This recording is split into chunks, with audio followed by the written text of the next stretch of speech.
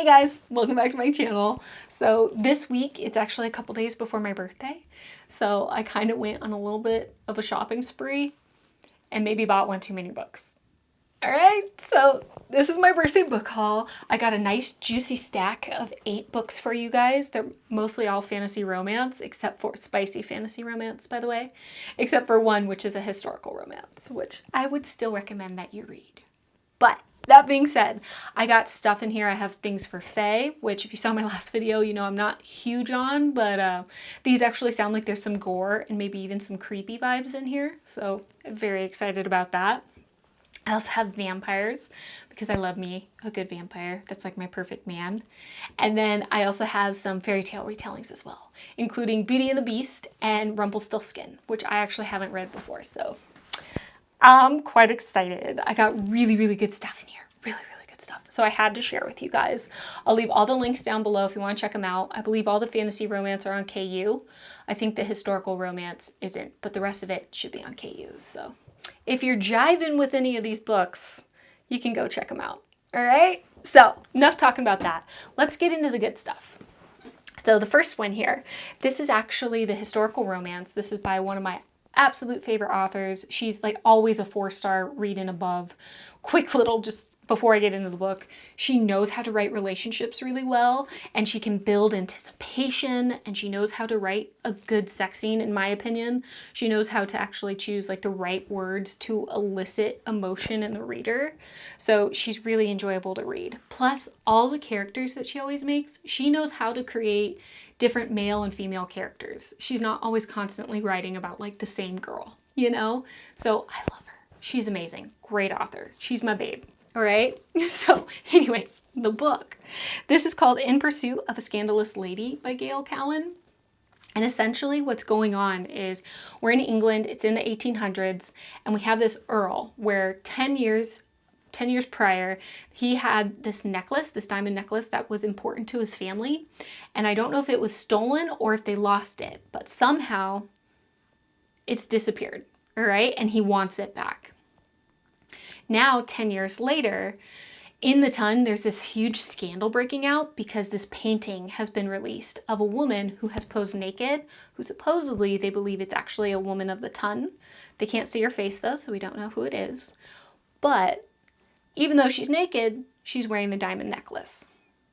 So, of course, he wants to find it, so he's trying to figure out who this lady is, right? So he follows the painting, and in doing that, he actually catches these 3 girls trying to sneak in, break in, and steal the painting because they don't want to risk their ruin, their scandal, right? So he catches them, and he can't exactly threaten the girl who's posed because he doesn't know which one of them it is. And so he's trying to get out of them, trying to figure out which one of these girls it actually is who posed and who has the diamond necklace. So our girl Rebecca, she ends up getting a little freaked out, but then it becomes even worse because there's this other diamond collector that's started to like kind of chase after her and discover who she is. So she panics and she doesn't want her sister and her cousin to get in trouble. So she flees the country, goes to the continent, and our Earl ends up chasing her and finding her. So we're going to get some forced proximity vibes, definitely some enemies to lovers. There's no chaperone. So you can see where this is going, right? But this sounds good. This sounds like a classic Gail story where she has a nice fun adventure to it. I'm betting that our hero is going to be very lovable, very stern, but might even potentially be a little bit of a cinnamon roll, which I would like.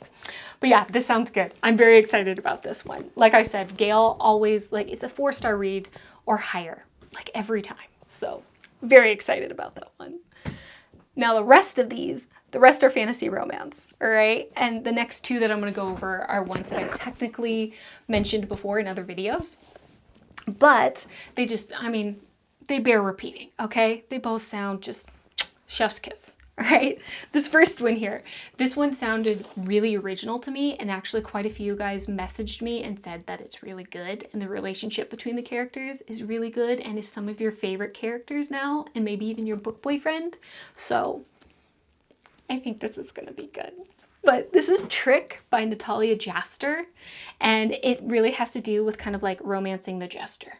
So that's kind of the original plot line for me, or the original part of this for me, that I've never thought of. I've never read about, lusting after the jester. So I'm excited. But as far as the storyline goes, I think we're in the human world. It may be Fae because it mentions Spring Court and Autumn Court, but no one actually said Fae in like their reviews. So I think it's human. But essentially, we're focused in the Spring Court, which their sort of like culture, if you will, is much more like kind of about debauchery and just kind of giving into your wants and your lusts and things like that. Your every desire, trying to get that, attain that, things like that. That's kind of their culture, their thing, right? And then we have a princess who's visiting from the Autumn Court who's much more conservative. So this is definitely a crazy lifestyle to her. All right. And the jester is from the Spring Court, and he's very creative. He's an entertainer. He's an acrobat. He also tells really crazy stories, but he's also kind of known for his tongue, if you will. The ladies quite like him. I'm definitely catching some Casanova vibes for sure. But what he does is he essentially kind of leaves a ribbon on women's sort of like pillow, letting them know like, hey, you're my next target. I'm going to visit you tonight. And he does that with the princess from the Autumn Court, our conservative girl, because he kind of sees her as a challenge. But underneath all of this, what I'm kind of catching on to is it sounds like he's kind of a morally gray character, potentially maybe even a villain. I don't know to which court, but he sounds like he has some sort of underhanded agenda to all of this. All right. So I think they're going to kind of come together and develop this relationship. Potentially, maybe she's trying to figure out what he's all about, or maybe he's trying to get close to her because he wants to do something to the Autumn Court. Not entirely sure, but I'm betting they're going to fall in love, and then I'm betting there's going to be a massive heartbreak, We shall see. But this is a series. This is definitely a thicker book too. So I'm hoping there's going to be a lot of good plot line in here. We shall see. It has very, very high ratings. It also, just as like a side note for those of you who this may bother or it may not, it doesn't for me, but this book originally was published without any sort of like spicy scenes to it. It sounded like it was more fade to black when it was originally published, and that was added after. So hopefully that's weaved in well to where it has a nice flow. But to me, I actually kind of see that as a positive, because that has to mean that the plot was really, really developed. They didn't just focus on the romance or the intimacy scenes, So I'm actually intrigued by that, but I know everyone might be a little bit different. But yeah, that's Trick by Natalia Jester, which that cover, man. Oh my God, I love that cover. But anyways, moving on to the next one. This is actually a fairy tale retelling, one that I have spoken about before. It's based off of Beauty and the Beast. But this definitely feels like more of a reimagining. It definitely has homage to the original plot, but it definitely has some different aspects to it. So this is Bend Her by Cassie Alexander, which I believe is actually a trilogy. I think the second book might be out. The third one I know comes out later this year. I'll have to check for you guys. But the way that this sounds, it sounds like we have our beast, which I'm not entirely sure if he's like a shifter or if it's like a personality like Dr. Jekyll, Mr. Hyde sort of thing. But we have our main character who internally struggles with this beast. And he is a mage. He knows magic. And when he finished his training, he goes through his ascension where he has a vision of some part of his life. You never get to know which aspect of your life it's going to be, but you get a vision. And he actually sees his death, and he sees a beautiful woman killing him. So that's obviously concerning. He's living with that in the back of his mind. And we fast forward to the future, and it sounds like he's a lonely guy, keeps to himself in his castle or wherever it might be. And one night, there's a woman who's just thrown at his doorstep. So when he opens the door, he sees this woman who was kidnapped and dropped at his doorstep, sees her eyes, and realizes, you're the girl that's going to kill me. You're the one who's going to kill me. But his beast also notices her and wants her. So definitely a spicy book for sure. but he struggles with kind of dealing with her and what he's going to do, because it sounds like she's going to end up being a sweet sort of girl, and she needs him. She wants him to kind of teach her how to use magic because her father's in trouble. He's somewhere else, but he's in trouble in some form or manner, and she wants to save him. So she's kind of appealing to the beast and asking him to train her in magic. But he's obviously nervous about her killing him, and that's kind of giving her a method to kill him. So you can see where the struggle comes from, right? So I'm excited. I think this is going to be really, really good. It sounds amazing, but also from the reviews that are on Amazon, people are really, really liking this. So I'm excited. I'm very, very excited. Again, that's Bend Her by Cassie Alexander. The Beauty and the Beast reimagining. I can't wait for that one. And it's really not all that big. So this is actually also a fairy tale retelling as well. This is the one based off of Rumpelstiltskin. Like I said, I'm very excited about it. This is Spin by Genevieve Ross. And before I get into the plot, I just want to talk about Rumpelstiltskin really quick for this book. So it sounds like this is a dark sort of fairy tale. I'm getting the vibe that it's not an abusive dark, so thank God. But it sounds like Rumpelstiltskin, his sort of backstory that's formed him as the villain that he is that he was kind of born into this lifestyle that has made him just have no hope in humanity. He doesn't really believe in humanity. So that's why he deals in dark magic and really kind of goes after those who are just really desperate, right? So that's our man. That's who we're hopefully falling in love with. But essentially, the rest of it sounds very classic Rumpelstiltskin. Our girl is going to die unless she turns straw into gold, so she can't do that and has to actually call on Rumpelstiltskin in order to get herself out of this situation, right? And she's willing to promise anything. She just wants out.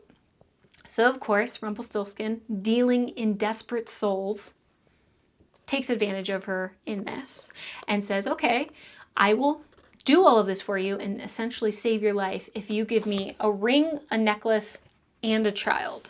So 3 things there. And she wholeheartedly agrees. And she is magic bound and blood bound to actually make good on her promise, right? So when it comes time to actually do that, she cannot. She is honor bound to not, which Rumpelstiltskin knows. It sounds like over the course of time, he's kind of fallen in love with her. So he wants to save her. But because of this magic and this blood bond sort of thing, she has to die if she doesn't deliver.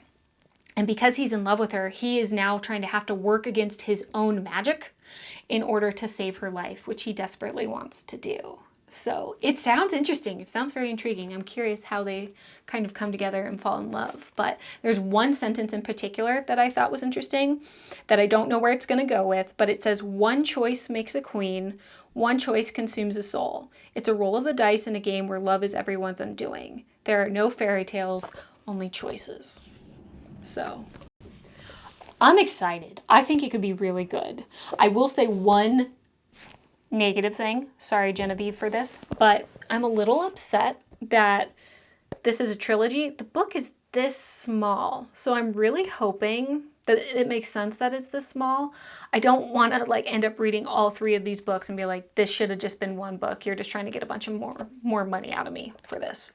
So I think this was $8 or $9. But yeah, that's my one little beef. But I am really hoping that this is written well and it has a really cool story. It definitely sounds very intriguing to me. I'm very excited about it. But moving on, this next one, this is a fae one, which like I mentioned before, I'm not big on the fae. I'm over it, really. But this one actually sounds like there could be some gore and some kind of creepy vibes to it. So I'm very excited about that. And this is also the most beautiful cover I now own. I'm obsessed with this. This is called Knights of Iron and Ink by Shannon Dury. And oh my God, this sounds good. She nailed it, obviously, on the cover, but honestly, the synopsis as well, this sounds like this is a really good fantasy. It sounds like a journey, right? So sorry if you end up hearing my heat come on. But as far as I can tell from the book, there's fae, humans, and then like these flesh-eating monsters. That's all kind of spoken about. There may be other creatures, but those are where our focus is. The humans are kind of central, and fae are to the north, monsters are to the south. Humans are either food for the monsters or they're slaves for the fae. So, not an easy life, not something, very ideal. And our main girl sounds like she is a human, right? And she, I'm assuming, lost someone in her past to the monsters and desperately wants to join this like warrior clan that are called like the rogues, and they go after the monsters. All she wants, literally her dream, is to join them and to go fight the monsters. But when the time finally comes for her to potentially join, she kind of botches it a little bit, and she breaks one of two fae laws that can never be broken. Otherwise, you die. One of them is you never harm a fae, and then you never steal from a fae, right? And unfortunately, she does the latter, and she steals from the wrong one. She steals from the enforcer, which I believe he's probably going to be a part of the warrior clan, but he's fae. And she is supposed to die because of her breaking that rule, but he decides that instead, for what you stole from me, I now essentially own you. You have to give up your life since you stole whatever it is. I don't know what it might be. Thankfully, the reason why he did that, it doesn't sound like it's like some sort of like sexual thing, which I really appreciate. It actually sounds like there's some use for her that he has. And there's actually more of like an enemies to lovers, lots of animosity in the beginning between them. So I appreciate that. It sounds like there could be some definitely good relationship building in this. But as he finds out more about her and how she wants to essentially seek revenge against these monsters, which he kind of aligns with, they start to become more friendly. She starts to learn more about the fae. They're not as disturbing and crazy and horrific as humans typically think of, which is important because there's this sort of other creature potentially that's kind of trying to mastermind these humans into basically revolting against the fae, from what I can tell. And he's trying to like play on the humans' fears in order to start like a revolution, right? But this other creature does not want the enforcer and our girl to find out about him. So he's trying everything that he can to kind of get them off of their trail. So it sounds like there could be like a good sort of like mystery that the reader can kind of sink their teeth into, while simultaneously there's the journey to kind of like defeat these monsters and also be able to sink our teeth into their budding relationship from going to I hate you to I love you so much I can't give you up, which also is important because it sounds like our human girl, whether she's a human or not is still to be decided. But it sounds like she has a choice by the end of the book where it's either she chooses her love or she chooses the world, potentially. But if she wants to save one, she can't have the other. So it's definitely high stakes, for sure. But this sounds good. There's a lot in here. I don't know if it's a standalone or what. I'll see if I can kind of figure that out. It doesn't say book one or anything, so this might be a standalone, which would be kind of nice. I'm not gonna lie. But this isn't too long, so I'm kind of surprised that there's that much plot in this little guy. Very high ratings too, by the way. So I'm very excited about that one. But anyways, moving on. Okay, so for this one, this is called Bound and Barbed by Samantha R. Good, and I believe this is actually a vampire book, but it doesn't specifically say vampire, but it does say bloodthirsty immortal, so those are the vibes I'm getting, man, okay? But essentially what we have is, it sounds like we have a girl who her father is like brutally murdered in front of her, and she wasn't supposed to see that. So she narrowly escapes her father's murderers and ends up going into the care of her aunt and uncle. And it sounds like they run a kingdom, and in this kingdom, women are expected to be much more like docile ladies, a little bit more maiden. esque. And her father, it sounds like, taught her, like basically had her go through combat training. So she's much more the type of woman who wants to be in control of her destiny. And her aunt and uncle see her as being very difficult to deal with and just want to marry her off, which is just not what she wants. So she tries to run away to escape her fate. And in doing so, she ends up trying to pickpocket a dagger off of this man, who I believe is the vampire. And he catches her, and simultaneously, while he's catching her from pickpocketing him, he goes through a mate bond. So we got mate bonds. He goes through a mate bond and is just like, I'm not going to let you go. I can't believe I have you, because he hasn't had a mate in well over 100 years. And apparently it's supposed to happen way before that. So he's almost just awestruck that it's happening. She has this white hair and inhuman reflexes, which he's just kind of like, what are you? And he doesn't want to let her go. So he takes her back to her aunt and uncle, and they strike this bargain where he gets to marry her, take her away, right? This is not what she wants. She desperately wants to get away from him. She wants her own destiny. But her father's murderers start to come after her. They come out of the woodworks, if you will. So she kind of has to rely on this man, on this vampire, to get out of this situation. She's not strong enough on her own to protect herself from these men, bad guys, whatever you want to call them. All right? So that's our storyline. It sounds good, has some potential there. It's vampires, so I'm happy. But again, another enemies to lovers sort of vibe. If you can't tell, I like that a lot. So again, Bound and Barbed by Samantha are good. All right, moving on. This is a thick boy, but this is called A Kiss of Iron by Claire Sager. This is another fae book, but this is more of like a court intrigue sort of vibe. So if you're into that, I really like that, where you have like the court politics and just there's usually a bunch of just like turns that you didn't see coming. So that's what I'm into with court books. But this sounds quite good. We have a girl who, she's penniless and she's desperate. So it sounds like in order for her to survive, she kind of needs to take any job that she can. And she is hired to essentially go to court. And it sounds like the Night Queen. So I guess we're in the Night Court. She's fae. But she basically has to get close to what's called the Night Queen's shadow. So it's a fae lord that he sounds like he's definitely a morally gray character who has his own sort of ambitions. And her employer wants to know what he's up to. So she has to get close to him by any means necessary and try to figure out what's going on, right? So she comes to find that being at court, because she's a penniless woman, so she's never gotten to experience court life and how people manipulate each other.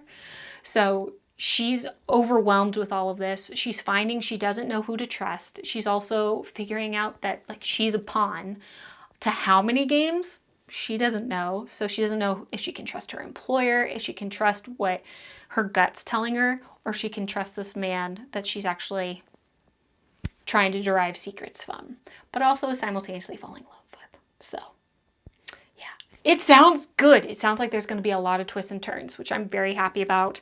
It's got to be. This is a thick boy, so I think this is going to be good. This is also a series too, actually. So yeah, this is... I'm sure there's going to be some juicy tidbits to really sink our teeth into there, but yeah. Fae book, but it's got our court vibes, so I think it's going to be a good time. All right, last one.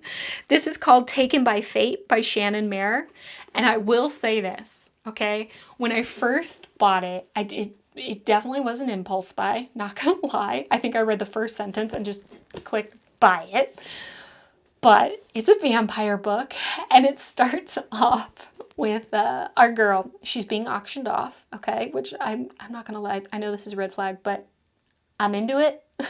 So she's being auctioned off, and she thinks that she's going to be won by the werewolves, but it's actually the vampires who get her. So she ends up going to the vampire territory, which it's called the Alpha Territories, by the way. So that's... red flag number one that this is concerning for me. But she goes to the vampire territory And she ends up kind of being thrust into this game, which is described as she feels like she's an extra on the cast of Bridgerton, and she's now on the Vampire Bachelor that also has an element of Squid Games to it. And that is not from someone's review. That is literally part of the synopsis of the book. So, red flag number 2, 3, 4. Okay, I hate when modern sort of like everyday society is brought into fantasy books. I understand like it's like supposed to be like a realm between humans and like paranormal creatures has fallen, but that's just not my jive. And I completely skipped that over when I first bought it. So there's that. It sounds like it could be fun if we're talking Squid Games. Definitely could be some gory stuff, but that's in there. And somehow she escapes this whole thing and ends up getting to the werewolf territory. Again, another alpha territory. Gets to the werewolf territory because she's actually trying to save her friend, which was taken by the werewolves. So she finds her friend, and then they're trying to escape from the werewolves. But this has caused like a huge political ruckus between the vampires and the werewolves, and the vampire general ends up coming after them. And she sees him and is just like, wow, what a babe. And decides, do I really want to escape, or do I want to stay here with this hot guy? You know? So that's the book. Quite nervous, as you can tell. It's okay. It's book 1, so it's also a series. I don't know what to say. I needed to start really reading the synopses all the way through, even if it just sounds good on the first sentence, because I'm quite nervous for this. Quite freaking nervous. Maybe it will help that I now don't have very high expectations. I'm expecting this to be a little bit more comedic for me, since it's mentioning The Bachelor and the Squid Games and Bridgerton and alphas and all that. So we'll see. But that's my last one. That's my 8th book. I hope some of these actually sounded good to you guys. Again, the links will be down below if you jived with any of them. But yeah, that's my books that I got for myself. I'm quite happy with that. I still haven't even gotten my gifts for my actual birthday, so I'm probably going to get even more books. But yeah, it's still March as the time that I'm actually filming this, so I need to figure out what books I'm actually going to read for April. So I don't know which ones I want to read first. What one do you guys think I should read? Which one do you think would be a good one? I don't know, but yeah. But anyways, that's it. I'm all done. I hope you like that. If you did, leave a thumbs up. If you feel like sticking around and hanging out, maybe think about subscribing.